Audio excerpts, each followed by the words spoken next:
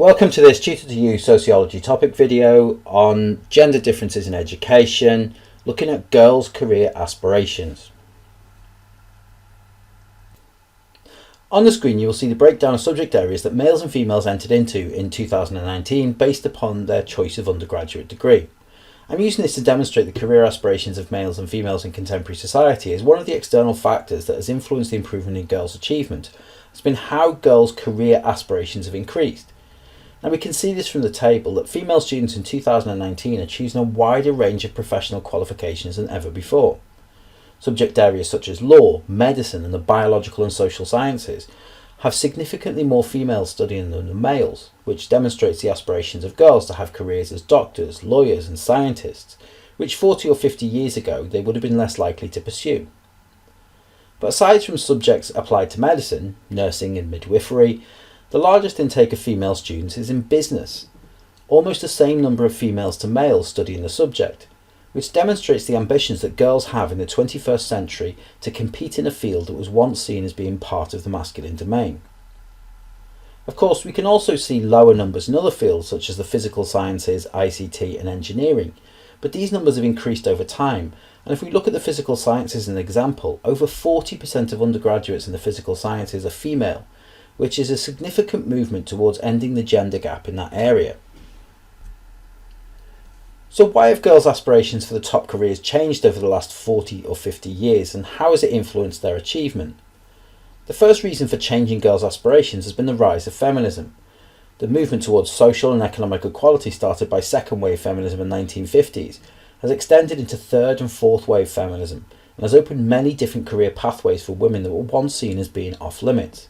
And this can be evidenced by examining the increased number of female entries to university as women seek more than being pigeonholed into a stereotypical role of wife and mother. This has been aided by a second reason for girls being more aspirational: changes to employment and the nature of work. With the process of globalisation, Britain's economy has shifted from a manufacturing base to a service sector economy. Many of the traditional male-dominated jobs in heavy industry, such as car manufacturing, have moved overseas to lower-wage economies and have been replaced by office-based employment in sectors such as finance, insurance and telecommunications.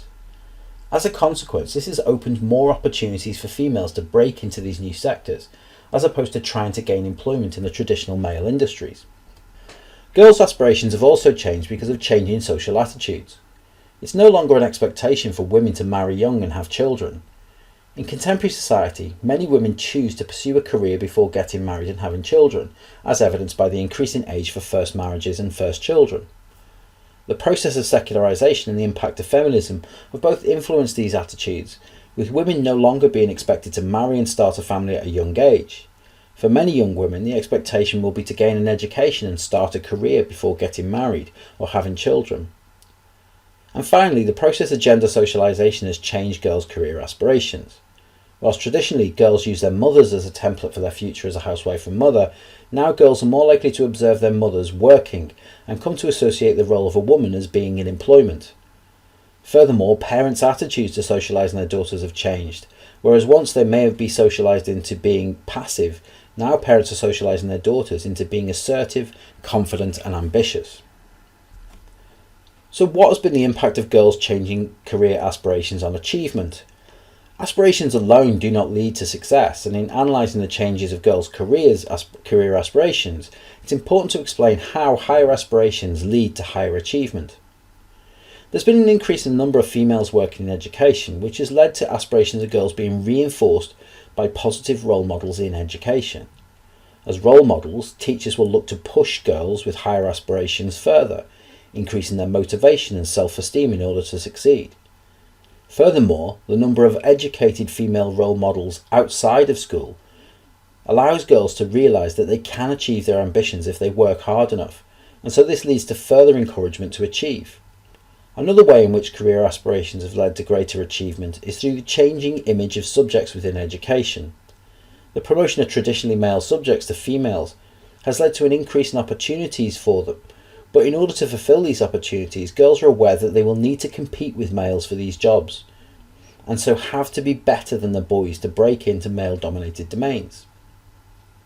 Finally, career aspirations have been helped by changing legislation. Increased opportunities such as GIST and WISE and the introduction of the national curriculum have given girls more support in achieving their goals.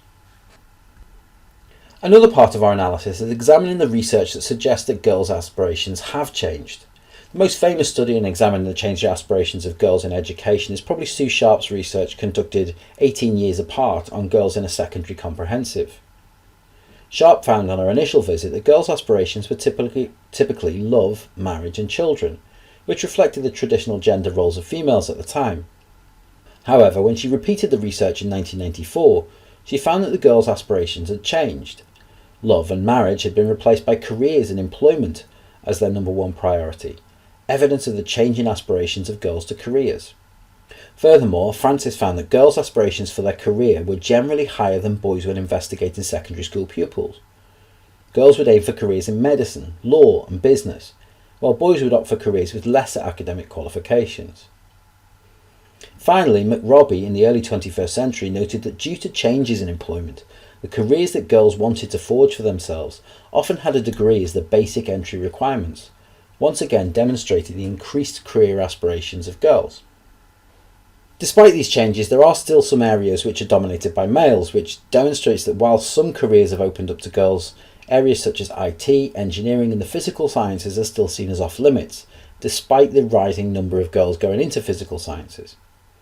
It can also be suggested that despite raising aspirations of girls, we are seeing very little movement of boys into traditional female industries, despite the changes in the employment market. Furthermore, in those industries that are increasingly becoming more gender neutral, males are still earning more and holding down positions of authority. A final evaluation is the intersectional nature of students. Many working class girls still have lower aspirations, while girls from some ethnic groups still conform to traditional gender roles. Whilst performing well in education, they may not have as high aspirations for their career. That concludes this Tutor to You Sociology topic video on gender differences in education, looking at girls' changing career aspirations. Thanks for watching.